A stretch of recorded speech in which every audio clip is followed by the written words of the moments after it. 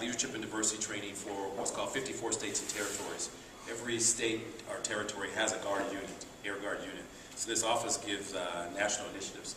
Well, the office had bad leadership, is the best way to say it. And now the office was totally blown up, and a lot of trust was lost in the field. So we're in the process of kind of putting the office back together again. So this is kind of where it starts here, and they're responsible now for a national initiative in the areas of leadership and diversity. So we start with the 5 families of retention. It starts off with clarifying the philosophy and the purpose.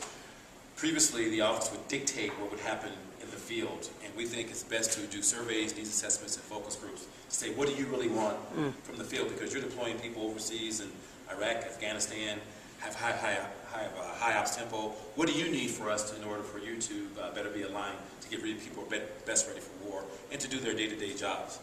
To define deliverables to the field, be it statement of commitments in terms of what we're going to give to them. Develop process for hiring. I don't remember what we were talking about on that. It's create a process for bringing in the A players into this office. In this office. Oh, because starting off with better leadership, because right now it's kind of a leaderless organization. And they have got to have an A player in there because you're responsible for a national initiative. The relationship retention, proactively solve turf battles that are going on in the office, in the field, and that has to be eliminated. There's too much going on in the nation and around the world to have this going on. We have to build back trust now. Confidence has been lost in the field, and we have to build that back up. The person who is the chief at this level says that the field, the adjutant generals at each state are his board of directors. And when that's lost, that has an immediate impact on getting things done. Build open communication channels. It's been one way, it has to be two-way. It's as simple as that. In terms of support retention strategy, we have to be very transparent. We can't play poker with them anymore.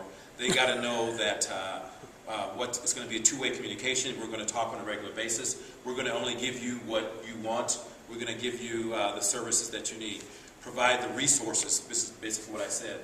Based off of what you need. And I think sometimes people forget the fact that we're sending 18, 19, 20-year-olds overseas, and we forget that 2 years ago they're in high school, playing soccer, having fun. Now they are fighting an enemy. We have to give them what they need now. And we have to give them a training, a strategy, a program that best fits, getting them best prepared mentally, physically, emotionally. And that's what this is about right here, creating a training for them based off of what they've been asking for, but the office may not have delivered. Number 4, growth retention. Have goals about end in mind, becoming a learning organization, and assisting people in developing. We're very good at giving basic competency skills. This is how to fly an airplane, this is how to shoot a gun, this is how to form up to take over this building. But we don't give them sometimes good life skills, good leadership skills, because you could have a 21-year-old that's responsible for leading a team of 18 people overtaking a whole neighborhood, overseas. And so probably the best thing that you can give them is good leadership skills.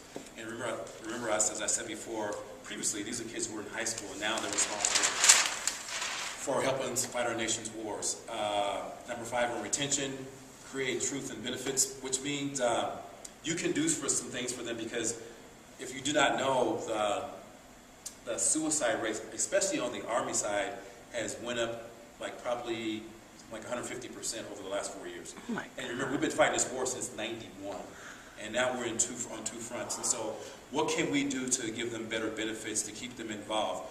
Recognition is one of the best things that you can do. Pats on the back. To get a ribbon is phenomenal in the military. You may say it's not that simple. Well, that's big for them. And sometimes we don't look at what things we can do to keep them satisfied, keep them engaged, keep them being involved, recognizing the hard work that they've done over there, not just overseas, but the infrastructure here in the States and the mainland. So, and then we ran out of time. Wow, I'll tell you what. So I don't live in your world. I do watch a little TV, and I do know I have my own feelings about war and government. You have your work cut out for you. Oh, absolutely. I mean, people have no clue that the after effects. Think about how long we've been dealing with Vietnam. People who fought in Vietnam and what the impact has been to this day. Yeah, to this day. This is going to be twice as big. Wow. You don't fight. First of all, Vietnam was one war. You're fighting 2 wars. And even the physical injuries are just beyond what we can cover. You because we're saving so many people on the battlefield that and the Vietnam War would have died. Yeah. So they're coming back. And the average They deployment, wouldn't, but this is what we don't understand, an average deployment is a year. You're a year away from home in a war zone, and then you wonder why we have high suicides, divorces is unreal. Sexual assaults are Yeah. off the charts. Off the charts, psychological problems. People have no clue how big this is. And so anything that we can do for the men and women who do that every day is huge.